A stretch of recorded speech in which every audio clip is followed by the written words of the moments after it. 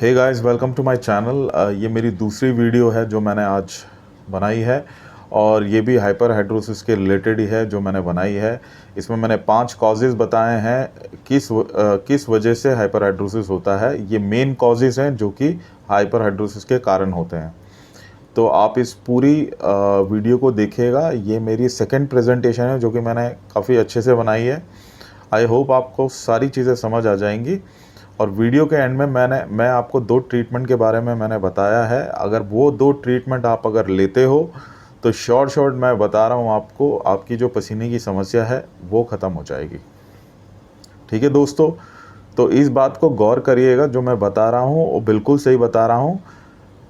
अगर आप बहुत सारी वीडियोस देखते हैं, बहुत लोगों से कंसल्ट करने की कोशिश करेंगे तो आप कंफ्यूज हो जाएंगे। तो मैं आपको स्पेशली बता रहा हूँ, एक बार आप ट्राई करके देखो। अगर नहीं होता तो इसमें कोई बुरी बात नहीं है, लेकिन मैं शॉर्ट बता रहा हूँ, 99.99% बता रहा हूँ। अगर ये 2 ट्रीटमेंट आप करते हो तो श्योरली आपकी जो समस्या है वो ख़त्म हो जाएगी। मेरे कहने का मतलब है आपकी जो पसीने की समस्या है वो ख़त्म हो जाएगी। तो आप बिल्कुल ही इस वीडियो को पूरा देखना। जब पूरा देखोगे तभी आपको समझ आएगा। ठीक है दोस्तों, तो ये वीडियो आप यहाँ से कंटिन्यू करो, पूरी वीडियो देखो। उसके बाद मैं उम्मीद करूँगा आप कमेंट्स करें, मुझे कमेंट डालें, जिससे कि अगर आपको हेल्प चाहिए कि जो मैंने ट्रीटमेंट उसमें बताया है, अगर वो आपको ढूंढने में दिक्कत हो रही है, आप मुझे कमेंट कर सकते हैं। तो मैं आपको पूरी डिटेल दे दूंगा कि वो ट्रीटमेंट आपको कहाँ अवेलेबल होगा, और वहाँ जाके आप उनसे कंसल्ट करिएगा तो आपकी जो भी समस्या है वहीं ख़त्म हो जाएगी।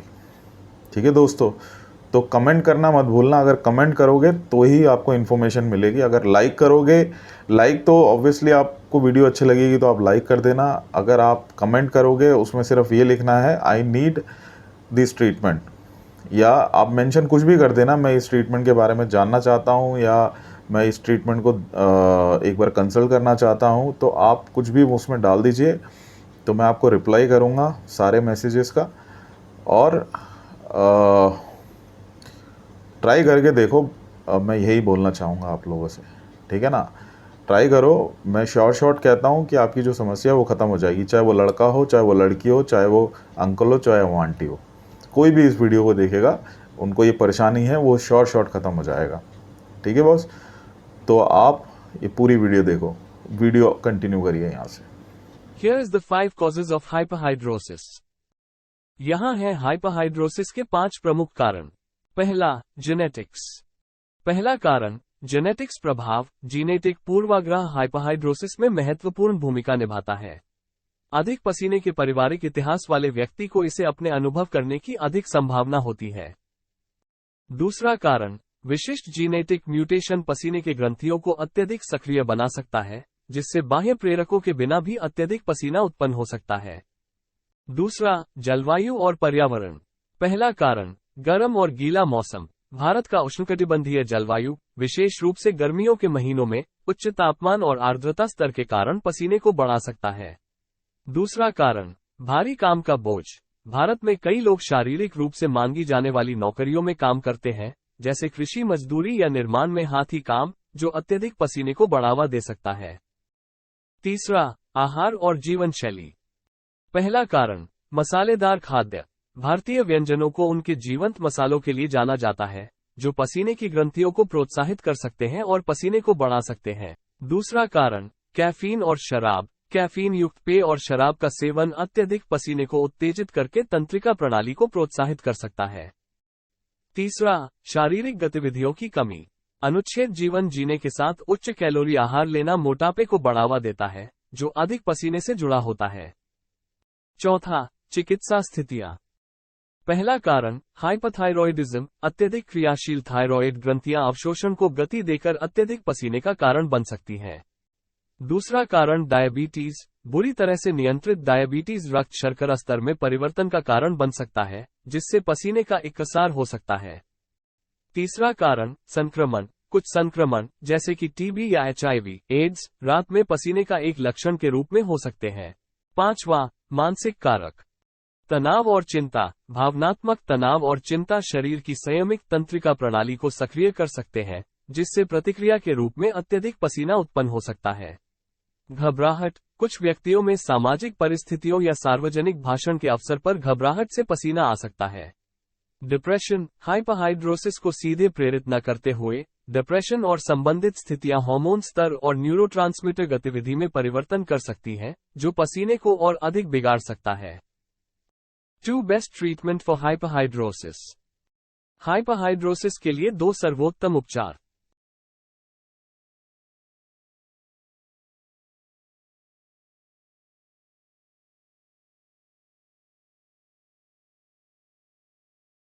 एंटीहाइड्रल क्रीम एक टॉपिकल दवा है जो मुख्य रूप से अत्यधिक पसीने को दूर करने के लिए प्रयोग की जाती है, जो अत्यधिक पसीने के द्वारा चरित्रित एक स्थिति है। निम्नलिखित है इसके मुख्य पहलुओं का विवरण। उपयोग। एंटीहाइड्रल क्रीम को शरीर के वे क्षेत्रों पर लगाया जाता है जो अत्यधिक पसीने से प्रभावित होते हैं, जैसे कि हाथ की कोमलें, पैरों की तलवारें और बगल। इसे आमतौर पर रात को सोने से पहले एक बार लगाया जाता है। लाभ। एंटीहाइड्रल क्रीम का मुख्य लाभ ये है कि यह अत्यधिक पसीने को कम करने में सक्षम है। त्वचा पर एक बैरियर बनाकर ये पसीने को नियंत्रित करने में मदद करता है और हाइपरहाइड्रोसिस के साथ जुड़ी असुविधा और सामाजिक शर्म को कम करता है। प्रभावकारिता। एंटीहाइड्रल क्रीम को बहुत से व्यक्तियों के हाइपरहाइड्रोसिस को नियंत्रित करने में प्रभावी साबित किया गया है। हालांकि इसकी प्रभावकारिता निम्नलिखित कारकों पर निर्भर कर सकती है, जैसे कि स्थिति की गंभीरता, व्यक्ति की दवा के प्रतिक्रिया और उचित लागू करने की तकनीकें। अधिक जानकारी। एंटीहाइड्रल क्रीम के विस्तृत विवरण, उपयोग निर्देश, संभावित पारिणामिक प्रभाव और हाइपरहाइड्रोसिस को नियंत्रित करने के लिए युक्तियां जैसे मुद्दों के बारे में विवरण के लिए आप hyperhidrosis.co.in पर जा सकते हैं। यह वेबसाइट एंटीहाइड्रल क्रीम और हाइपरहाइड्रोसिस के अन्य उपचारों के उपयोग पर अतिरिक्त संसाधनों और अंतर्दृष्टि प्रदान कर सकती है।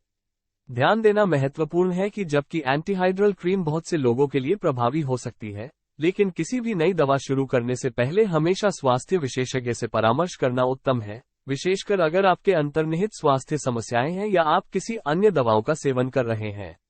वे आपको व्यक्तिगत सलाह और मार्गदर्शन प्रदान कर सकते हैं, जो आपकी विशेष आवश्यकताओं और चिकित्सा इतिहास पर आधारित होगा। मीरा ड्राई एक बिना किसी छेदनकारी और FDA द्वारा मंजूरित प्रक्रिया है जो अंडाम के पसीने और बदबू को स्थायी रूप से कम करने के लिए डिजाइन की गई है। यहाँ मीरा ड्राई उपचार का व्यापक अवलोकन है। प्रक्रिया। मीरा ड्राई उपचार के दौरान अंडाम क्षेत्र में विद्युत ऊर्जा प्रेषित की जाती है, जो पसीने और बदबू ग्रंथियों को लक्षित करके उन्हें नष्ट करती है। ये प्रक्रिया आमतौर पर डॉक्टर के कार्यालय में की जाती है और इसमें कोई शल्यक्रिया नहीं की जाती है। काम कैसे करता है? मीरा ड्राई सिस्टम माइक्रोवेव प्रौद्योगिकी का उपयोग करता है ताकि अंडाम क्षेत्र में पसीने और बदबू ग्रंथियों को गर्म किया और नष्ट किया जा सके। एक बार ग्रंथियां नष्ट हो जाती हैं, तो वे पुनः उत्पन्न नहीं होती हैं, जिससे अंडाम के पसीने और बदबू में व्यापक कमी होती है। लाभ। स्थायी कमी। मीरा ड्राई अंडाम के पसीने और बदबू में स्थायी कमी प्रदान करती है। अल्प प्रवेशीय। मीरा ड्राई जैसे पसीने की ग्रंथियों के निकालने जैसे शल्यक्रिया विकल्पों के विपरीत, यह एक अल्प प्रवेशीय प्रक्रिया है जिसमें कम या कोई समय नहीं लगता है।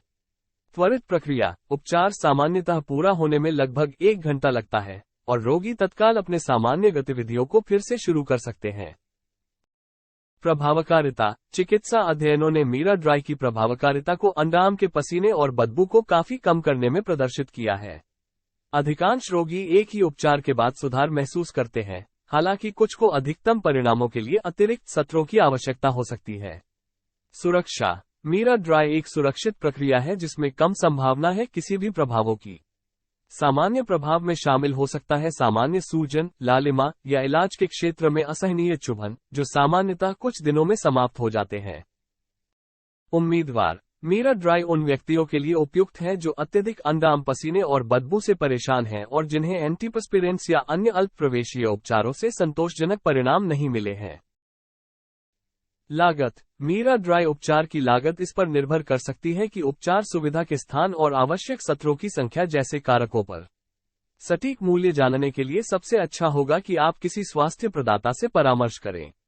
सलाह। मीरा ड्राई उपचार करवाने से पहले आमतौर पर रोगी किसी योग्य स्वास्थ्य प्रदाता के साथ परामर्श करते हैं ताकि उनकी पात्रता का मूल्यांकन किया जा सके, उनके उपचार के लक्ष्य को चर्चा किया जा सके और उनके किसी भी प्रश्न या संदेहों का समाधान किया जा सके।